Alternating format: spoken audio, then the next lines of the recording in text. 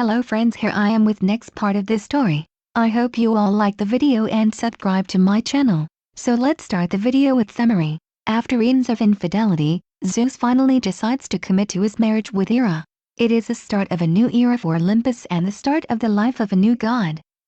The Young God, Chapter 5. Located at the very edge of Olympus, the forge of Hephaestus stood proud and active. Waves of divine energy expelled from its gigantic chimneys. From the master bull to Apollo's divine bow, all weapons on Olympus were repaired and maintained in the forge. Servants of Hephaestus would constantly mine celestial bronze, imperial gold, and divine silver from Mount Olympus and deliver the ores to their lord. As the most skilled son of Hera, the god of smiths armed the gods with the most advanced arsenal in existence. "Didn't I tell you to not touch anything?" The young god turned around at the gruff voice and grinned sheepishly at his older brother, trying but failing to hide the shattered piece of glass behind him. The only part of the beautifully crafted glass eagle still intact was the head, and it was lying quite inelegantly on the soot-stained ground of the forge of Olympus. Naruto couldn't help but cringe at the unsightly remains of his father's sacred animal and scratched the back of his head as his brother stared down at him. "Sorry, Heffy, I didn't mean to break it." The god of smiths sighed and crossed his arms at his little brother. "It's alright. I'll fix it later for father." He snapped his fingers and the broken glass vanished, teleported to his other forge. "But more importantly, what are you doing here? Our lesson isn't until next week and you're supposed to be learning from Apollo right now." Naruto grinned. "Nikan is busy this today. He went to California to visit an old flame, whatever that means." Hephaestus groaned and palmed his face. "That Sunspot is such an idiot at times." "That's what Artie says," replied Naruto with a giggle. The older son of Hera smiled down at his brother. "So what are you doing here? Do you want to have your lesson now?" The blonde clapped his hands together and stared up at his brother pleadingly, doing his puppy dog face that succeeded in convincing Athena to give him a golden spear. "Can I please have the sword you made for me?" The boy tugged on his brother's sleeve. "I'm getting a little tired of training with my spear, so I want to try learning to use a sword." Naruto grinned sheepishly. "Please," Hephaestus the smith god sighed before he chuckled. "Fine, just stop with that face." He ruffled his little brother's hair. "Follow me to the display room." Naruto jumped in joy and hugged his brother around the waist. "Thank you, Heffy." Located right next to the soot-stained forges with great distinction was the display room, which was a misnomer if Athena had anything so say about it. It stood taller than the chimney of the forges and had a few dozen grand Greek columns supporting its meticulously chiseled roof. A grand family portrait of the Olympians showcased upon it. A wide row of stairs welcomed all gods and goddesses upon entry and it led into a large open room with long rows of showcases. Through transparent glass displays, hundreds of agile weapons, shields and armor decorated the room as a hall of fame, and Hephaestus stood proudly in the middle of his greatest achievements. The smith god led his odd brother to the very back of the display room. A small display case that stood shorter than the rest was all that Naruto could see, and his grin grew brighter with each passing second. His brother had promised to forge him his own sword, and he had been waiting to see it for a long while. Athena had insisted that Naruto should complete his training with a spear and shield before starting his blades, but Hephaestus deemed Naruto ready. "Wow, is this it?" The elder son of Hera smiled. "Yes, all in this display case." Naruto's eyes gleamed at the shiny glass display, but he didn't see any swords. Placed simply on a small rack were two rings, one of them gold and one of them silver. Hephaestus snapped his fingers and the display opened, and Naruto grinned as his brother reached in for the rings. "I made you two swords." "Two, really?" asked the boy as he bounced up and down excitedly. "Here, put the silver ring on your right thumb and the golden ring on your left." Naruto did as he was told and found that the rings were perfect fits. "I designed these rings to fit your hands as you grow, and they are designed to be simple to carry and able to hide in plain sight." Naruto grinned as he stared at his thumbs. "They retract and expand on your command. All you have to do is send a surge of your power into each of them to activate them." The smith god smirked and crossed his arms proudly. "Give the silver ring a light surge of power."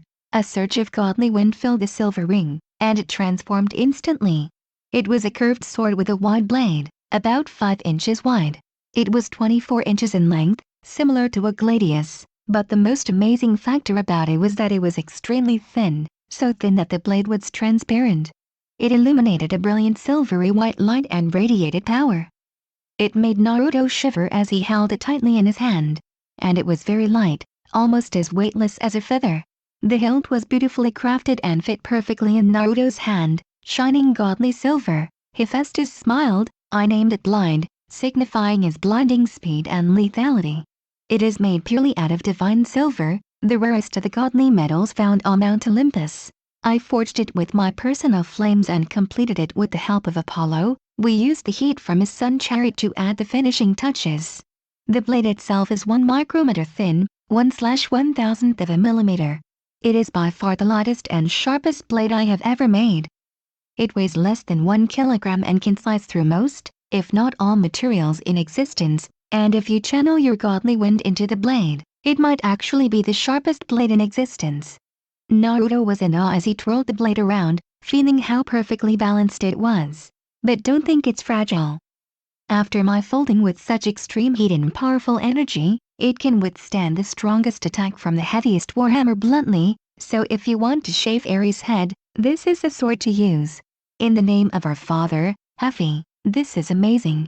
He looked up at his brother with utter adoration. You're awesome. The look from his little brother was worth all the hard work. Now check out the other sword. Naruto smiled as bright as Apollo as he channeled some power into the golden ring, filling it with godly lightning. But instead of near weightlessness like Blind, this one was extremely heavy and he nearly dropped it. The god of the four winds had to retract Blind and use both hands to support the weight. But regardless, it was a sight to behold. It had a long hilt, at least a foot long, and it was a beautiful blend of gold and bronze. Then there was the blade. It was at least 4 feet long. It had no edge. It was a thorny blade that spiraled upward in a rounded fashion. And it ended at a sharp point that shone like a diamond. This is Storm Ruler, a double-handed sword made from the finest celestial bronze and imperial gold in my possession. It is the opposite of Blind. It weighs 40 pounds and will become heavier as it grows to match your muscle mass. It's not nearly as powerful as Father's Master Bolt, but I designed it to enhance your lightning and wind powers. Hephaestus ran his fingers over the thorny spirals of the blade and smiled. These rounded edges are designed to collect the power you channel into the hilt and amplify it exponentially. This sword can split the sky and light the night asunder with wind and lightning. Naruto's jaw dropped at the pure awesomeness of his new weapons. You will need to adjust between using such differently weighted blades. So I recommend you dedicate one hand to each sword. Your right hand is more controlled and defined, so you should dedicate it to Blind. Storm Ruler requires much less physical control, so you can use your left, but you will need to train your physical strength in order to use it properly. Naruto transformed the blade back to its ring from, "Thank you so much, Hephi." He grinned and wrapped his arms around his full Ichor brother's waist. You're the best big brother ever. The smith god silently taunted Apollo and Hermes, and hugged his brother back. Anything for you, little brother. He patted his spiky blonde hair. Why don't you go take them for a spin? The boy nodded excitedly. Cool, I'll go right now. I love you, Hephi. With that, Naruto flew out of the display room, leaving a chuckling Hephaestus looking at the retreating ball of energy. The smith god smiled softly to himself, proud that he made his little brother so happy. Top that, Apollo and Hermes. Okay, I have to start the first step of my plan.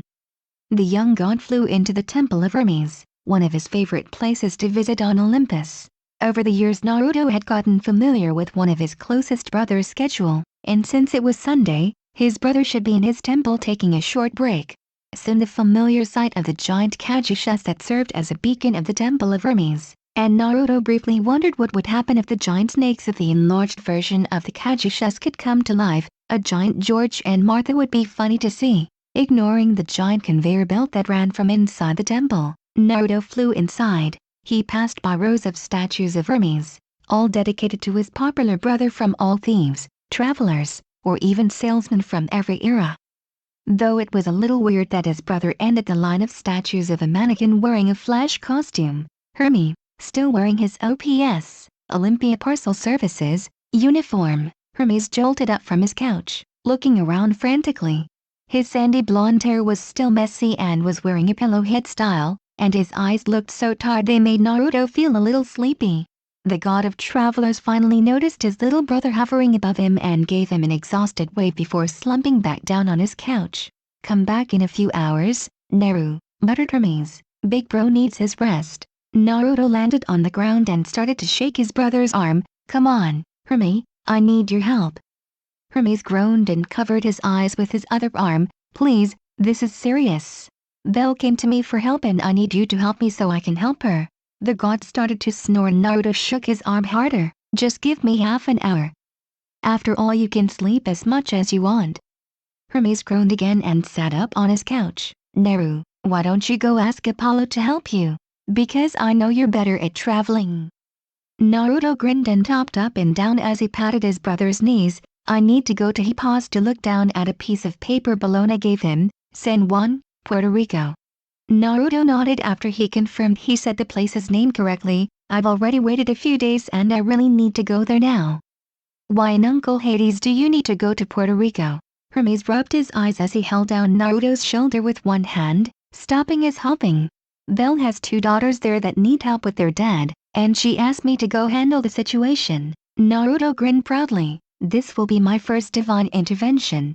I'm the god of fatherhood and family, so this is fully inside my domain." He smiled at his brother. "I know you're tired, but please help me out this one time." Naruto clapped his hands together and conjured a cup in his hands. "Here, this is a drink mommy makes to drink when she's tired." Hermes chuckled at the dark roast and patted his brother's head. "Fine, Naru, I'll take you there." The god laughed as his brother hugged him around the neck and stood up. "I have a package to take there tomorrow anyway, so I guess I'll just go there today."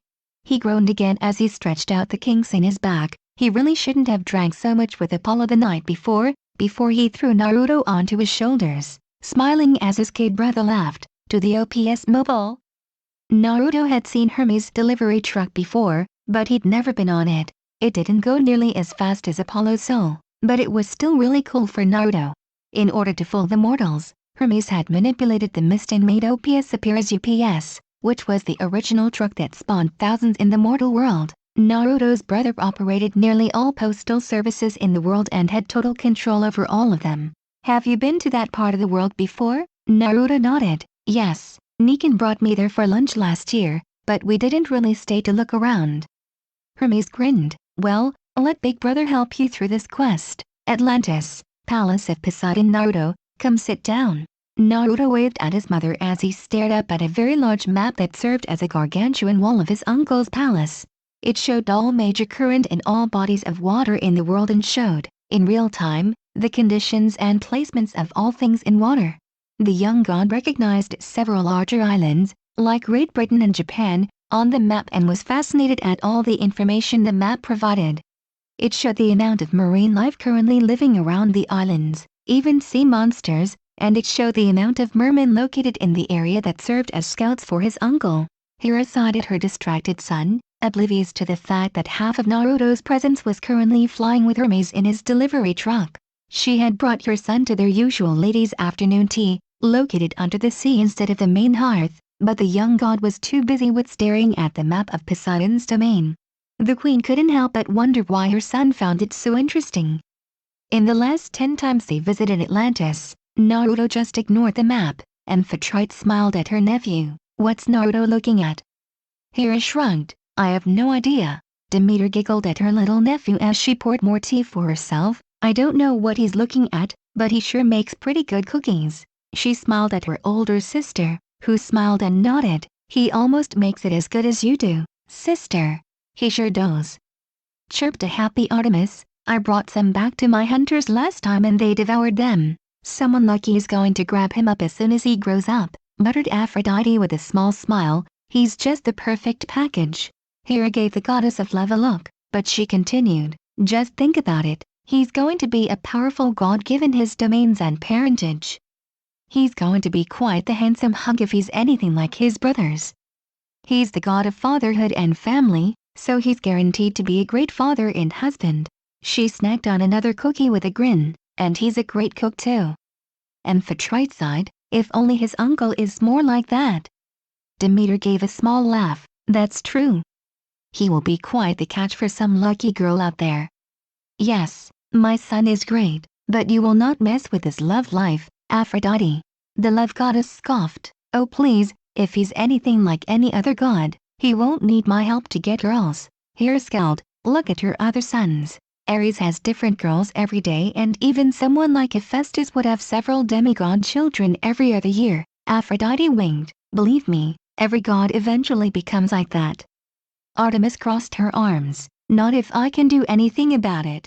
The huntress was a little annoyed that Athena wasn't with them. The wisdom goddess would never visit Poseidon's palace. I'm going to make sure he doesn't turn into a pig like every other man. Hera nodded. Good girl. Demeter winked at Artemis. Maybe you should marry him. Artemis. Aphrodite almost choked in laughter as Demeter smirked. He's a great catch, and if you're his wife, you can keep him attached to a short leash. Artemis looked devastated. What in Hades? And Demeter? What? I think it's a great idea. Demeter looked over at her little sister. Would you be against it, sis? Hera crossed her arms in thought. No, I would be quite for it. Artemis had always been one of the more tolerable stepdaughters of Hera, and the queen had appreciated the huntress' efforts to keep Naruto in line, so having her as her son's wife wouldn't be bad at all.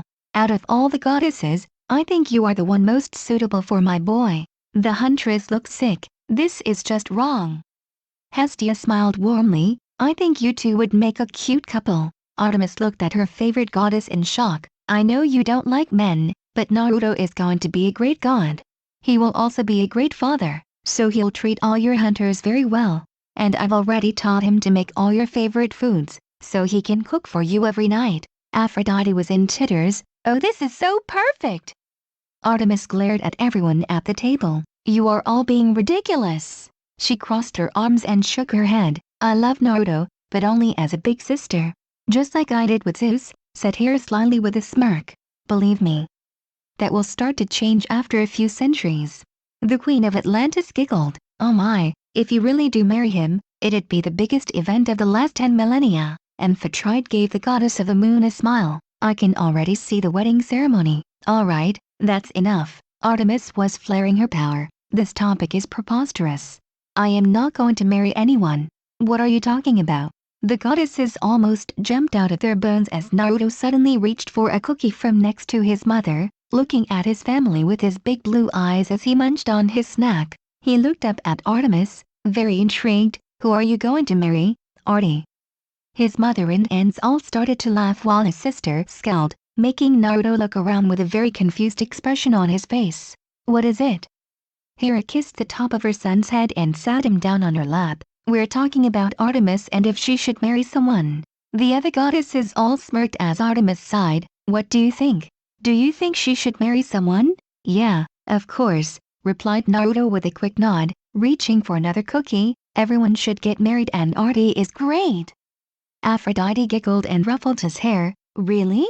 Yep, chirped the boy as he snapped his fingers to conjure a glass of milk. She's one of the coolest goddesses and her hunters are very fun. He smiled at his sister, who looked a little flustered, and she has very pretty hair. She's the only one with red hair. Demeter laughed. Oh, you are so cute. She pinched his cheeks lightly, making him pout as he chewed his cookies. Amphitrite giggled happily, and he likes red hair. Hera smirked. So do you think Artemis would make a good wife for you? The Queen of Olympus was swiftly cut off as Artemis snatched Naruto from her arms and stood up. Her usual proud expression looked very different with so much aqua rushing to her face, giving her a golden hue. No matter how much she glared at the others, especially Hera and Aphrodite, she couldn't look threatening. All the others just continued to giggle and laugh at her expense, and Naruto just looked around confused. That's enough. Artemis grunted as she stomped her feet. You are all going too far.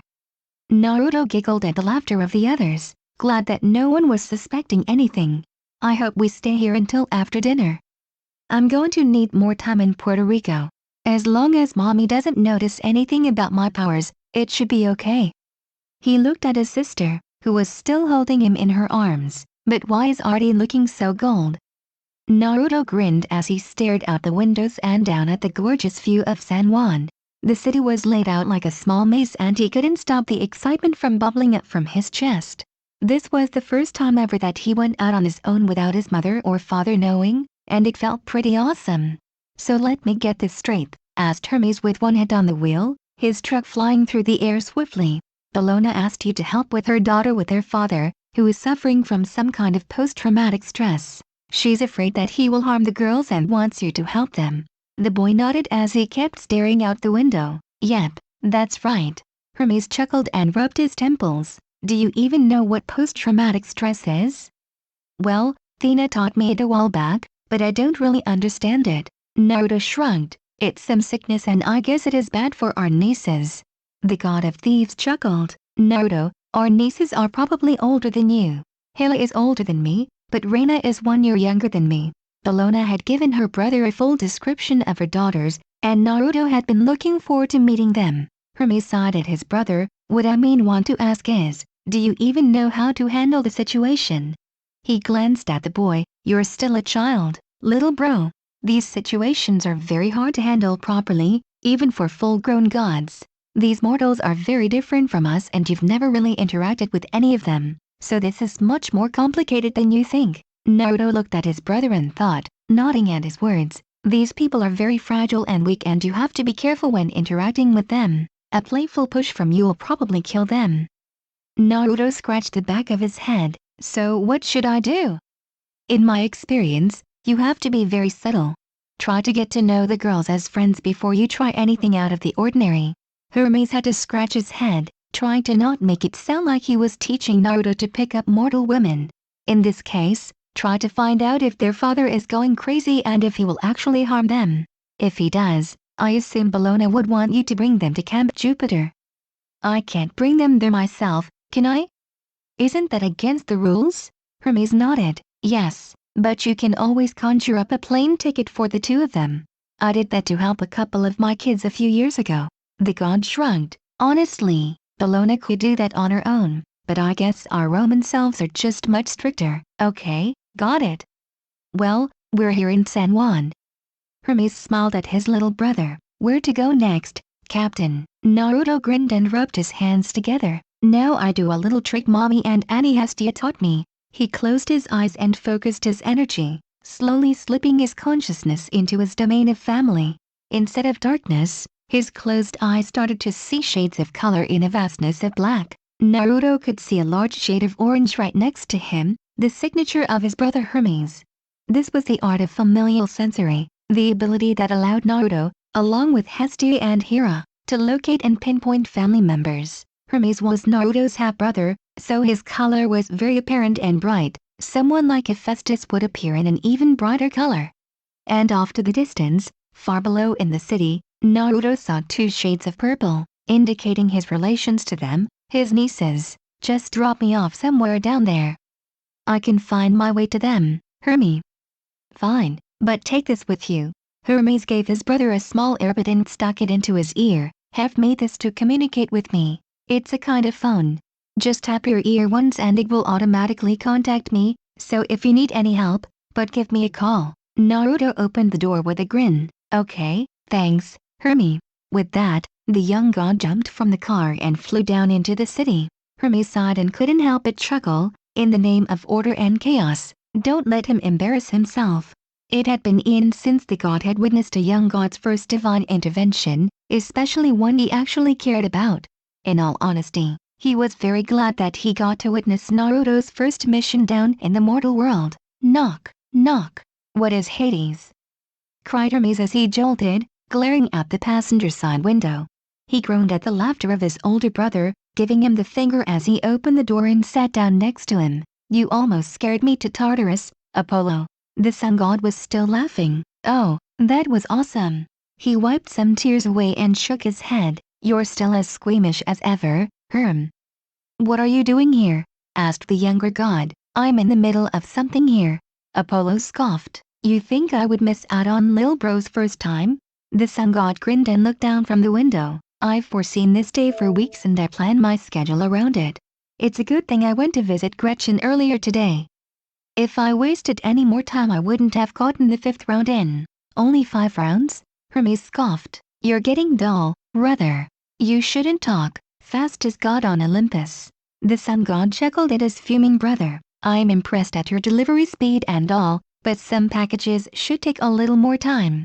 Deliver it too soon and you drive down your customer satisfaction. Hermes shook his head. You're a mean brother. You know that? Apollo chuckled. I love you too, bro. The messenger god was still shaking his head. With all my hate, Apollo.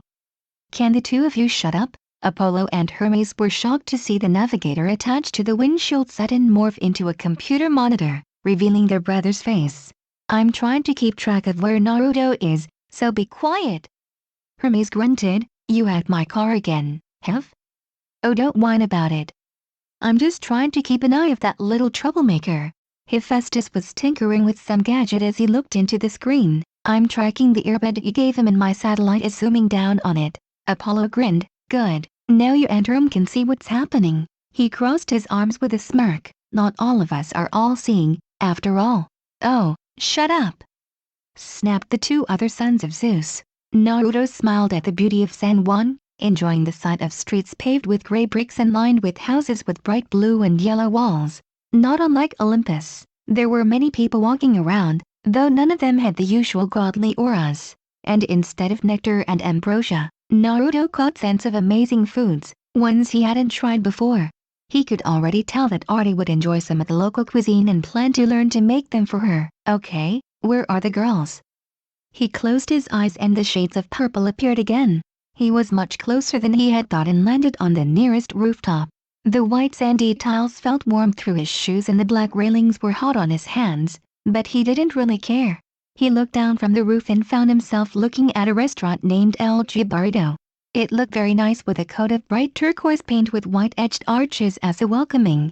But his attention was mainly focused on the back gate, where two girls were peeking through.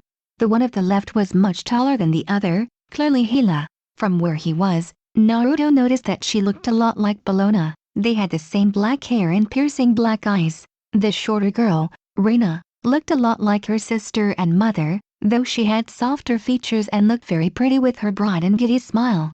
They were both hunched down and were trying to reach for something behind the gate, but Naruto couldn't see what it was. But suddenly, Naruto saw something that made him shiver.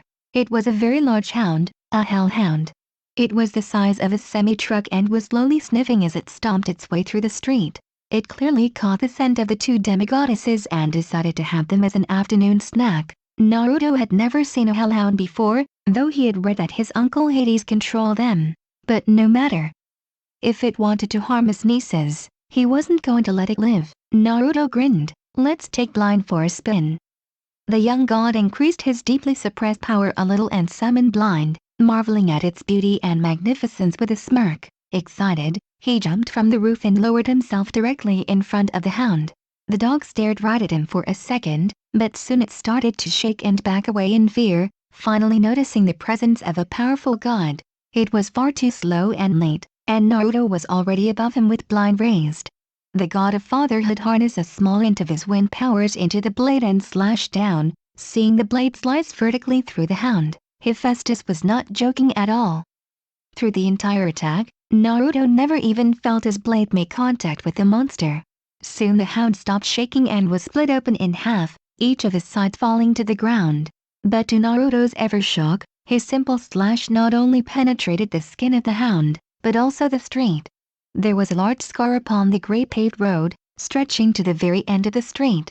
He was glad no one was walking in the middle of the street. Otherwise they would have been sliced in half. Wow, I love you, Heffy. Naruto grinned at his shiny blade as he landed on the ground, the hound dissolving into a pile of golden dust. But then he felt some eyes on him. He looked to the side and his electric blue met two pairs of piercing black. Hello there. Hila and Reina were staring at the boy and the blade in his hand in shock. Apollo was laughing his ass off in the OPS truck. The look on his brother's face was priceless and he was so happy they recorded all of it with Hephaestus' satellite. He had a feeling that it would make a brilliant home video in a few years when Naruto was older. Hermes palmed his face and groaned, way to be subtle, Naruto. Hephaestus shrugged, at least Blind works very well. The sun god was still chuckling at the sight of his brother and the two gawking girls. This is going to be a classic home video. The young god, chapter 6. On occasion, when he had nothing else to do, Naruto would listen in on his brother's conversations. They were usually pretty boring since the boy didn't understand what the older gods were saying, but sometimes he would catch some odd phrases or lessons. From Hermes, Naruto learned that it is easier to ask for forgiveness than permission. From Apollo he learned that if something doesn't fit, never force it. And from Hephaestus he learned that mortal women were like mechanical problems, nothing some grease won't fix. But so far, none of those lessons had proved useful or even remotely correct. "Stop following us," ordered the older daughter of Bologna with near-perfect English. "Please, listen to me." Naruto had his hands up and looked as innocent as possible. "Your mother sent me here to help you." Hila threw a rock at Naruto, but a gust of wind blew it to the side. "I said stay away from us." "Come on, Reina, let's go." The older girl held onto her little sister's hand and pulled her away, not noticing Reina staring at Naruto. "And don't you dare follow us." As the girls disappeared into the alleyways, Naruto sighed and scratched the back of his head. He didn't expect the girls to be afraid of him. No one had been afraid of him before. As a god of family and fatherhood, many lesser gods and goddesses have mentioned that he radiated the same warmth and loving aura as his aunt Hestia, so he really had no idea why Hila and Reina kept running away from him. "Give them some time, Naru," spoke Hermes through the earpiece. "They saw you slice up that hellhound close up, so they're probably scared of you. Not many humans or demigods will ever see something like that, especially when you tear up the street." Naruto looked at the large and stretching scar on the pavement and sighed again, "But don't worry, you'll get through to them sooner or later." "Okay, Hermes." Brushing the dust of his clothes, the god stretched his arms from side to side. "I'll just trail them and see where they live. If there's any danger from monsters or from their father, at least I can be there to stop it." "Okay, lil bro." Hermes ignored Apollo's grunt at him for using the sun god's usual nickname for Naruto. "We're here if you need help." "Alright," the boy muttered as he took off to the sky, his eyes locked on to his two nieces down below. "Let's see where they're going." Unknown to the sons of Zeus, their wise sister had been monitoring everything since Naruto first arrived in Hephaestus' forge. Much like she did with her children, Athena placed a small symbol on Naruto so she could track him down no matter where he was in the world, to protect him, of course. She wouldn't usually watch where her baby brother was going every day, it was more a safety measure, but when she noticed that Naruto split half of his essence first thing in the morning, she'd known something was amiss. But even with Athena's unlimited intellect, she was still surprised when she found out about where her brother was going. "That Roman wench," cursed Athena inwardly as she flickered with anger. "How dare she send my brother to do her errands?" It had been a long time, but Athena was seriously considering paying Bologna a visit and teaching her a lesson. That third-rate war goddess couldn't even hold a candle in her presence, let alone order her brother to do her bidding in her witness. It shouldn't be Naruto's problem if her daughters were having problems, even if he was the god of fatherhood. If Naruto had to bend the rules to help a sister, it should be to help her and not the traitorous Roman shrew. "Hey, Athena." The goddess of wisdom calmed herself instantly and removed her glasses, her means of monitoring everything that mattered, and turned to see the other goddesses returning from Poseidon's palace. She had almost forgotten that she was sitting by the main hearth and had been waiting for the others to come back, so she shoved the thoughts of Bologna away. She could teach her a lesson at any time. "Good afternoon," she replied, perfectly calm. "How was your day?" Demeter giggled along with Hestia, both sitting down around the hearth. Hira, with Naruto in her arms, smiled at her sisters, all of them looking back at Artemis, who was busy glaring at Aphrodite as she whispered something into her ear. Athena arched her brows with intrigue and looked at her sister, who was still tinted with a golden hue. She also noticed some looks all the other goddesses were looking at Artemis and sometimes grinning at Naruto. "What's going on?" Demeter giggled again. "Nothing much, we're just discussing something really cute." Naruto jumped out of his mother's arms and smiled at Athena. "Hey Athena." The goddess of wisdom smiled at her brother, not feeling a hint of anger at the boy for helping the Roman. Naruto. Perhaps it was the boy's innocence, but she couldn't see a hint of nervousness in his eyes. Naruto wasn't a good liar if his excuses of trying to escape class were of any indication. Athena safely deduced that it was because her brother felt righteous at his personal mission to help Bologna. Oh, how that annoyed Athena to no end. "Did you have fun today?" The boy's grin widened. "Yep. I didn't get to see Triton or Uncle Poseidon, Though they were busy doing something, Athena almost scoffed. Her brother's opinion of the barnacle beard was highly overrated. Oh. Naruto hopped up and down in remembrance. What does betrothed mean? Hira and the others giggled as Athena arched a brow. Mommy and Auntie Demeter keep saying it and they won't tell me what it means.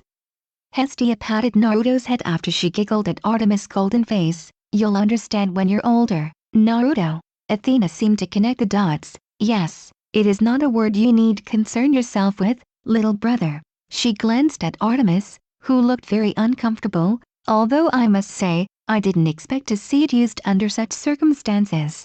Hira smirked. You've had a long day, Naruto, go take a bath. Dinner is in a little while.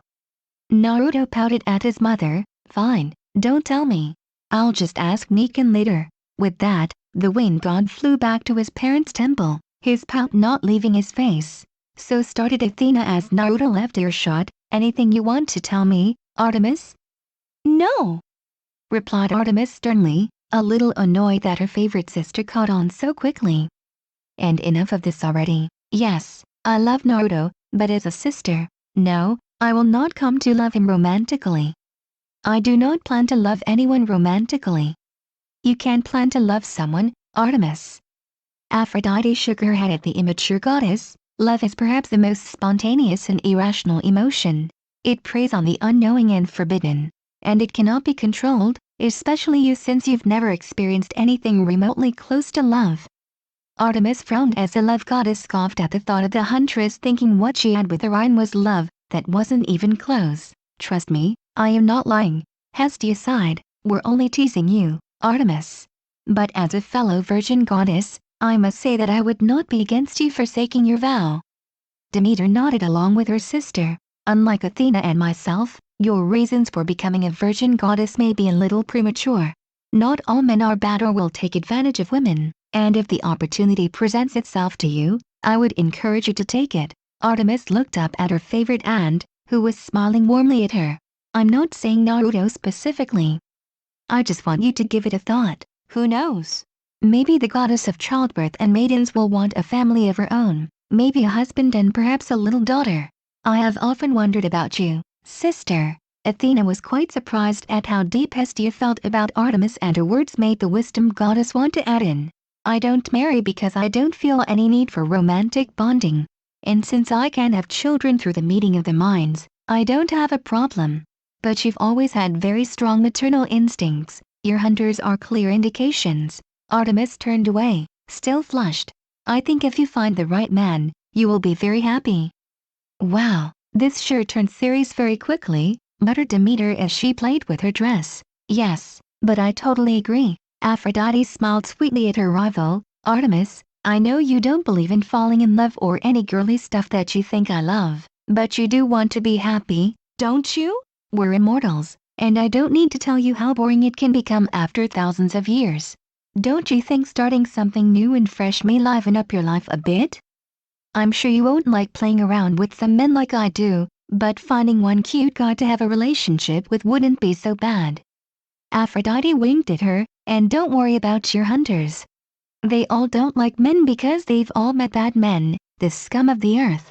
We're all sure that Naruto would never become like that. Hira smiled and nodded. My son will be faithful to his wife, I can guarantee it. Artemis sighed. I understand what you're all saying, but you have to understand that I don't love Naruto that way. He's my little brother, not a potential lover. She shook her head as she looked over at Hira. I know it happened for you and Dad, but it's not going to happen to Naruto and me. Aphrodite smirked. We'll just have to wait and see, don't we? Do you want some ambrosias or nectar, Naru? The young god shook his head and pressed a finger against the earbud. No thanks, Hermes. I'm not hungry yet. It had been 3 hours since Naruto had followed the girls to their home, and he had spent the whole time sitting on their roof. You guys don't have to be here, you know. I know how to fly back home later. Fine. We need to get ready for our jobs anyway. Be sure to keep the earbud on and call us if you need any help. Yeah, interrupted Apollo. Remember, even though Hermes is the god of speed, I am the god of light and I can still run faster than him. So if you need help, I'm the big bro you call. Hermes gave his brother a dry look and shook his head. And make sure to not stay out too late. If Lady Hira finds out, you'll never be able to sneak out again." Naruto smiled at his sunny brother's words. "I know, Nikan.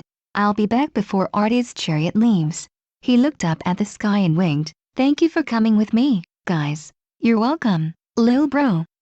Hermes smiled at his baby brother as he started his engine. "Tell me if anything good happens to you and the girls." Apollo snickered at the wording, actually hoping for something. "See you at home." Naruto had to admit that divine intervention was much more boring than he had thought. He heard all the stories about the Trojan War and how his siblings manipulated each side of the war. From Artemis seizing the winds to halt the Greek fleets, to Athena planting the idea of the Trojan horse into Odysseus' mind, to Apollo guiding Paris' arrow to pierce Achilles' heel, they were all so exciting and intricate. Naruto wasn't hoping for wars or anything like that, but he did expect more than sitting on a roof alone. "This sucks," grunted the god inwardly as he played with some sparks in his hands. He snapped his fingers and sent a discharge into the air as a small torrent of wind lifted up some dried leaves. They contorted around his hands and danced around each other like a ballet. The god grunted in annoyance and pushed his arms up, sending the leaves up into the sky. Lying on his back against the red tiles, Naruto waved his hands from side to side, making the clouds above sway to his movements. It was fun to see the puffy white clouds move around and break down into smaller clouds. "How are you doing that?" The sudden voice startled Naruto and he jolted up in surprise, causing him to blast the clouds away, leaving a clear blue and orange sky. "Hut?" He looked to his side and grew more surprised at little Reina looking at him. The girl, already in her pajamas, skillfully maneuvered herself on the steep red tiles and sat down next to the god who was her age. "How did you get up here?" Reina tilted her head to the side. "This is my spot. There is a loose tile above my room and I usually climb up here to look at the sky." She smiled giddily, "But I've never seen the clouds move like that before." "How did you do that?" "Well, I have some powers over wind and I use it sometimes to have fun." He smiled at the girl. "Check this out." The god swirled his hands around as he looked up at the sky, and Reina watched in amazement as the clouds churned like a vortex in the sky, bathed in blue and orange. "Wow, that's so cool!" Naruto smiled at the girl's excitement, but looked around to see if Hila was around. "Are you allowed to come out here? I thought your sister told you to stay away from me." Reina looked sheepish and scratched her cheek. "She did, but it's fine. I don't think you're dangerous."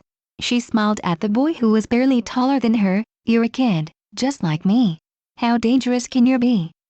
The Roman demigoddess looked awfully relaxed and leaned back to stare up at the sky. "And you saved us from that weird dog, didn't you?" "Well," muttered the blonde as he scratched the back of his head, "how much of that did you really see?" "I didn't really see anything." Reina giggled and shrugged. "I was looking at the dog and a second later, it turned into a pile of dust." The god chuckled and was a little relieved. Hila was really scared, though. She kept muttering something I couldn't understand and kept pulling me away. "I wanted to see how you managed to turn the monster to dust." She turned to Naruto with gleaming eyes. "So how did you do it?" "I think you're still too young to know." "Hey!" cried the girl loudly. "You look the same age as me. You might be a little shorter than me too." "No, I'm not." Naruto almost pouted. He hated being called short. "I am half an inch taller than you. And I may not look like it, but I am still older than you and know things that you shouldn't know for a long while." Reina pouted. "You're mean." "Don't be such a child," scolded the god as he poked the girl on the forehead. "You poked me?" The girl muttered angrily. "I hate it when people poke me." "Well, then Naruto was cut off as Reina poked him back and added an extra flick to the forehead. "Hey!" Reina stuck her tongue out at Naruto and grinned. "That's what you get." "It doesn't feel so good, does it?" Reina called out a sudden voice that made the girl jump in shock. "What are you doing out here with him?" The young god looked behind Reina and saw Hila stepping onto the roof, towering over her sister with her arms crossed. For such a young girl, she looked oddly intimidating and very much like Bologna. Unlike Reina, she didn't have that childish flair or spark of innocence that children her age should have. As a god of fatherhood, Naruto couldn't help but wonder how exactly had Hila's life been like. In retrospect, Now that he had calmed from his excitement at the prospect of his first divine intervention, for Bellona to ask him such a favor, the girls must be in a serious situation. Reina almost whimpered, "And nothing. We were just talking. Didn't I tell you to stay away from him?" Hila glared at her sister and shook her head. "Now come back inside." "No, I don't want to," Reina whispered with a frown. "Let's just stay out here. He's not out here." The elder sister bit her lower lip. "He's locked himself inside the den again, so don't worry about him." "Are you talking about your dad?" asked Naruto, but nearly flinched when Hila sent him a scathing glare. "It is, isn't it? There is something wrong with you, Dad." Reina looked back at Naruto and managed a small nod before Hila pulled her close. "I know, I can sense these things." He stood tall and stepped a little closer to the sisters. "Trust me, Hila. Your mother sent me here to help the two of you." "Bellona sent you here?" asked Hila as Reina looked confused. "You know about your mom?" Reina looked hopeful and stared up at her sister with her big round eyes, making Hila turn away. "Yes, my father told me about her last year. But it doesn't matter. I don't care anymore. It's not as if she helped us when we really needed it." Naruto caught sight of some scars along Hila's arms and shoulder from the sleeveless she was wearing, and they looked like claw marks from some sort of monster. "Just leave us alone." Naruto's eyes softened. "You don't have to sew this alone." His voice instantly made Reina feel warm and cozy. "Bellona is my sister," he said, making Hila's eyes widen in shock and step back. "That means you two are my nieces. She may not have been here for you, but I can say that she loves the two of you. She sent me here to help you because she wants you to be safe and happy." Reina tugged on her sister's hand. "Maybe we should listen to him, Hill." Some rumbling could be heard inside the house and made Hila tense up. "Fine, but let's talk somewhere else." Naruto nodded before his eyes trailed down to the house. If he ever found out that his niece's father hurt them, he might try his hand at smithing on Mount Olympus. The other half of Naruto's essence struggled to enter Morphe's domain. Until he merged back with his other half, he would have no idea what was happening to the girls in Puerto Rico. It had been bothering him all day. Even when he was in Atlantis, he kept staring at the water maps, trying to find where Puerto Rico is. If the location he found on the map was correct, and if his other half managed to convince Hermes to take him there, it would take no longer than a few seconds to get there. If it was taking so long, his other half must have found the girls and something must be going on. "Oh, this is so frustrating." A series of knocking on his door broke the god out of his stupor. He sat up on his bed, the silk sheets feeling slippery against his silk pajamas, and rubbed his eyes. His room, which was around the size of one of those basketball courts his Nikan had taken him to, was still dark and the only light came from Artemis' chariot that was reaching the peak of its nightly journey in the yellow light behind his closed door. "Come in," he said, wondering if his mother had found him out. "Still awake, I see." Naruto was surprised to see Athena walk into his room, her black hair loose and cascading down her back. "Is something keeping you up?" "What are you doing here so late, Athena?" asked the boy as he swung his legs to the side of his bed, turning to face his sister. Even in the dark, Athena seemed to glow with radiance and her gray eyes sparkled like small diamonds. Normally, Naruto would have thought his sister looked very pretty, but tonight she felt a little scary. She had the same expression as when she found out Hermes helped him cheat on his homework or when she caught him replacing Ares shampoo with Aphrodite's perfume, making the god of war smell like a flower garden for weeks. Athena raised an eyebrow and looked down at her brother. "I taught you how to reason out a situation. I think you know why I'm here." She gave Naruto a pointed stare that was known to make people lose control of their bladders. "Why did you split half of your essence and send it to Puerto Rico?" Naruto's mind immediately tried to recall all the line techniques he overheard Hermes and Apollo discussing and how they had guaranteed each other that they'd work on anyone in any situation.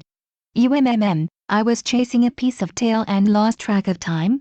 Athena's eyes twitched and failed to give a response, making Naruto even more nervous. "I was fanning an old flame? But they don't mean anything to me." The young god scratched his head and tried to remember what else his brothers had said. "Ooh, I went out with the guys?